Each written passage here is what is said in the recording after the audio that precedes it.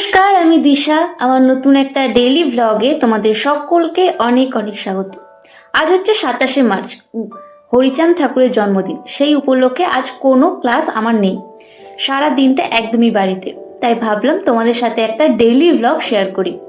এখন বাজে ওই 12:30 মতো, আর আজ আমার খুব তাড়াতাড়ি স্নান করে নিয়েছি। তো এখন বানাবো আমি একটা জুস, যেটা স্কিনের জন্য কিন্তু খুবই ভালো। আশা করছি তোমরা একটু একটু আন্দাজ করতে পেরেছো, কারণ এই জুসটা সোশ্যাল মিডিয়ায় প্রায় সবাই দেখে নিয়েছে। হ্যাঁ, আমি বানাবো বিট আর গাজরের জুস। এটা আমার প্রথমবার নয়, এর আগে দুবার আমি করে খেয়েছি। তাই টেস্ট যদি তোমরা জিজ্ঞাসা করো তাহলে অনেস্টলি বলবো একদমই বেকার খেতে, কিন্তু স্কিনের জন্য এটা খুবই উপকারী।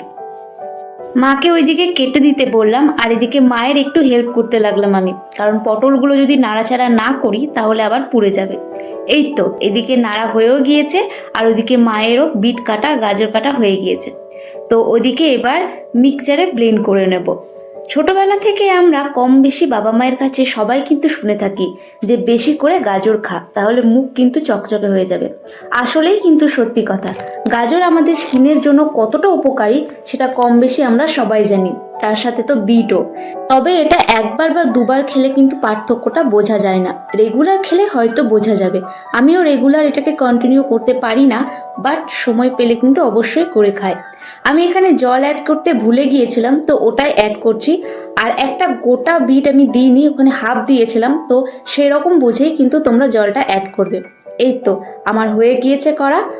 অনেকেই কিন্তু এই মিক্সচারটাতেই জল অ্যাড করে খায়, কিন্তু সেখানে কষা ভাবটা একটু বেশি লাগে। তাই এটাকে আমি ছাকনায় ছেঁকে তারপর এর রসটা খাবো।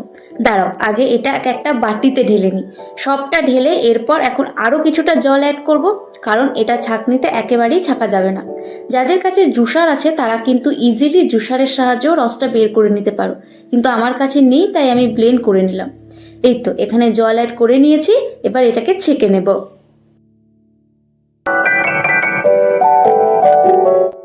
আচ্ছা, আমার এই ব্লগগুলো তোমাদের কেমন লাগছে সেটা আমাকে কমেন্টে জানিও তো তোমরা প্লিজ। তোমরা কমেন্টে জানালে আমার কিন্তু বেশ ভালো লাগবে। তো দেখো, তোমাদের সাথে গল্প করতে করতে আমার জুস কিন্তু একদম তৈরি। আর তোমাদের তো বললামই টেস্টটা একদম ভালো না, তাই ওই কারণে আমি একটু লবণ অ্যাড করে নিচ্ছি, যাতে একটু অন্তত ভালো লাগে। তোমরা চাইলে কিন্তু এর মধ্যে একটু মধু অ্যাড করতে পারো। আর তোমরা আমার মুখের ভঙ্গিমা দেখেই কিন্তু আরও শিওর হতে পারবে আসলেই কিন্তু টেস্টটা কেমন। প্রায় অনেকটাই শেষ করে ফেলেছি, আর একটু। আর জানো তো, এই হাফ বিটে অনেক রস বেরিয়েছে, পুরোটা কিন্তু আমি একদমই শেষ করতে পারিনি, তাই মাকেও হাফ দিলাম।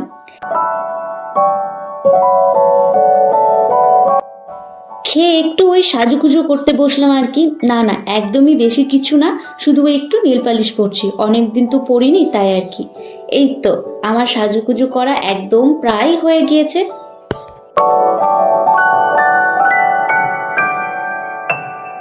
এখনো কিন্তু অনেকটা টাইম আছে, তেমন কোনো কাজও নেই, তাই ভাবলাম একটা মুভি দেখি।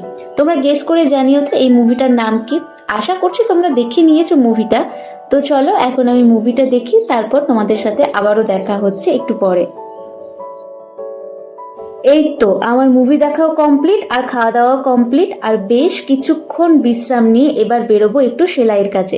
আর বাইরে এত পরিমাণে রোদ, ওই কারণে আমি সব কিছু ঢেকে নিয়েছি, কারণ এই রোদের মধ্যে টুপি ছাড়া বেরোনো কোনোভাবেই কিন্তু সম্ভব নয়। আমার তো বরাবরই শীতকাল খুব ভালো লাগে, তাতে যতই শীত পড়ুক না কেন। কিন্তু কি আর করা যাবে, শীতকালটাকে তো আমরা ধরে রাখতে পারি না। শীতের পর তো সবসময়ই গ্রীষ্ম আসবে, আর এবার তো নাকি আরও গরম পড়বে। তো যাই হোক, কি করবো আর। দাঁড়াও আগে গেটটা লাগিয়ে দিই।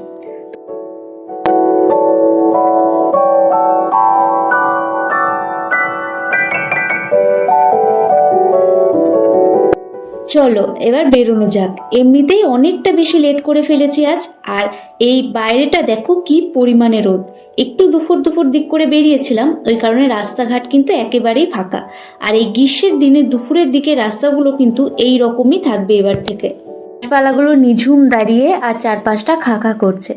আমার কাজ ওইদিকে কমপ্লিট হয়ে গিয়েছে, আর ফিরতে একটু সন্ধে হয়ে গিয়েছে। আর এই সন্ধেবেলায় আমার মনটা শুধু বাইরের খাবারের দিকেই টানে, কিন্তু আজ আর বাইরের খাবার নয়, বাড়িতেই ম্যাগি বানাবো।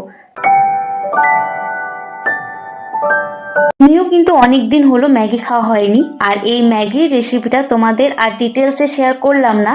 তোমরা যারা আমার শুরু থেকে ভ্লগ দেখো তারা পুরোটাই জানবে যে এটা কীভাবে বানাই আমি, আর এর টেস্টটা কেমন। তোমরা কিন্তু চাইলেই আমরা আগের ভিডিওটা দেখতে পারো যদি তোমাদের ভালো লাগে। তো এইদিকে আমার ম্যাগি বানানো প্রায় একদম শেষের দিকে, আর একটুখানি হলেই কিন্তু হয়ে যাবে।